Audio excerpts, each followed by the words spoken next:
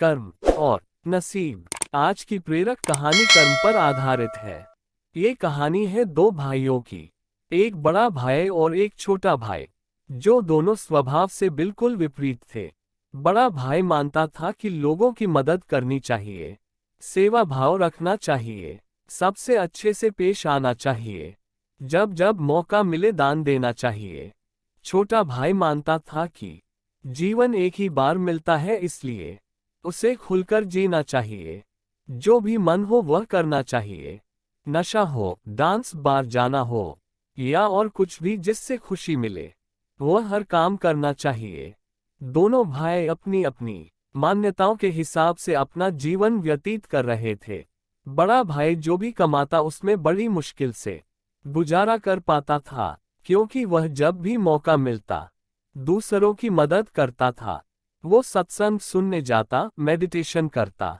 वो जितना हो सके उतना सादा जीवन जीने की कोशिश करता। छोटा भाई गलत रास्ते और गलत तरीके से ज्यादा धन कमाता और अपनी हर इच्छा पूरी करता। दारू सिगरेट पीता, नाचने वालियों के पास जाता, जितना संभव हो उतना ऐश करता। बड़ा भाई अक्सर अपने भाई को समझाने की कोशिश करता कि वह अपने जीने का तरीका बदल दे। वो जो कुछ कर रहा है वे अच्छे कर्म नहीं है, लेकिन छोटा भाई उसकी एक ना सुनता और उल्टा बड़े भाई को ही अपना जीने का तरीका बदलने के लिए कहता। वे दोनों ही एक दूसरे की बात माने बिना अपने अपने तरीके से जिंदगी जीते रहे। एक दिन बड़े भाई को घर लौटते वक्त रास्ते में चप्पल में कील घुस गई, जो चप्पल को चीरते हुए उसके पैर में घुस गई। उसे बड़ा दर्द हुआ। दर्द इतना ज्यादा था कि वह ठीक से चल भी नहीं पा रहा था, लेकिन फिर भी जैसे तैसे लंगड़ाते दर्द सहन करते अपने घर तक पहुंच गया। घर पहुंचने के बाद उससे बिल्कुल भी खड़ा हुआ नहीं जा रहा था। उसे बहुत प्यास लग रही थी, लेकिन दर्द इतना ज्यादा था कि वह पानी का गिलास लेने तक की हिम्मत नहीं जुटा पा रहा था। इसलिए अब बड़ा भाई छोटे भाई के आने की राह देखने लगा। थोड़ी देर बाद छोटा भाई घर आया। उसके चेहरे पर बड़ी सी मुस्कान थी। वह बहुत ज्यादा खुश लग रहा था। छोटे भाई को देखते ही बड़े भाई ने उससे पानी मांगा। छोटे भाई ने ठंडा पानी बड़े भाई को पिलाया और उससे क्या हुआ है उसके बारे में पूछा। बड़े भाई ने बताया कि उसके पैर में कील घुस गई है। छोटा भाई बड़े भाई से बोला, देखिए, आप इतना सादा और सच्चाई भरा जीवन जीते हैं, बदले में आपको क्या मिला? और ये देखिए मैं कितना खुलकर जीवन जीता हूँ। इसलिए आज मुझे रास्ते में यह हीरे का हार मिला है। हम दोनों की परिस्थितियाँ ये साबित करती है कि मेरा तरीका सही है और आपका गलत। बड़ा भाई बड़ा परेशान था, फिर भी वह छोटे भाई को समझाने लगा कि नहीं, उसी का तरीका सही है।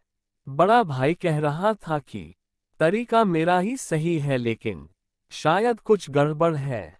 इसलिए हम ऐसा करते हैं कि कल हम दोनों ज्योतिषी को अपनी अपनी कुंडली दिखाएंगे। वही बताएगा कि क्या दिक्कत है। वह जिस ज्योतिष की बात कर रहे थे वह बहुत बड़ा जाना माना ज्योतिषी था। उसकी कोई भी भविष्यवाणी गलत नहीं होती थी। छोटा भाई हीरे का हार मिलने की वजह से बहुत खुश था, इसलिए वह भी बड़े भाई के साथ जाकर कुंडली दिखाने के लिए राजी हो गया। अगले सुबह दोनों भाई अपनी अपनी कुंडली लेकर उस ज्योतिषी के पास पहुंच गए। बड़े भाई ने अपनी कुंडली ज्योति को दिखाई। उस कुंडली को देखते ही ज्योतिषी बोला, बाप रे बाप, किस अभागे की यह कुंडली है, ये तो अब तक मर गया होगा। बड़ा भाई कुछ नहीं बोला और फिर छोटे भाई की कुंडली ज्योतिषी को पढ़ने के लिए दी गई। उसकी कुंडली देखते ही ज्योतिषी खुशी से बोल पड़ा, ये बहुत अच्छी कुंडली है, इसमें तो राजयोग लिखा है, यह जरूर अब तक मंत्री बन गया होगा। दोनों कुंडली दिखा देने के बाद दोनों भाइयों ने ज्योतिषी से कहा कि ये दोनों कुंडली हम दोनों की है और आपकी भविष्यवाणी गलत है, क्योंकि ना ही बड़ा भाई अब तक मरा है और ना ही छोटा भाई मंत्री बना है। ज्योतिषी ने दोनों से कहा कि मैं कुंडली पढ़ने में गलत हो ही नहीं सकता। हाँ, अगर तुम्हारे कर्म कुछ ऐसे हो तो तुम्हारी कुंडली में लिखा बदल जरूर सकता है। ज्योतिषी ने पहले बड़े भाई से और बाद में छोटे भाई से उनके जीवन जीने का तरीका और वह कैसे कर्म करते हैं उसके बारे में विस्तार से जाना।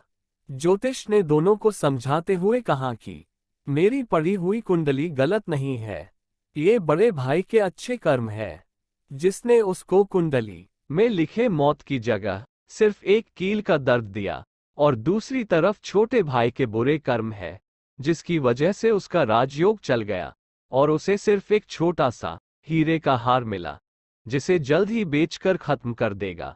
दोस्तों, छोटी सी ये प्रेरक कहानी हमें वही सदियों पुरानी बात याद दिलाती है कि जैसे कर्म होंगे वैसे ही फल होंगे।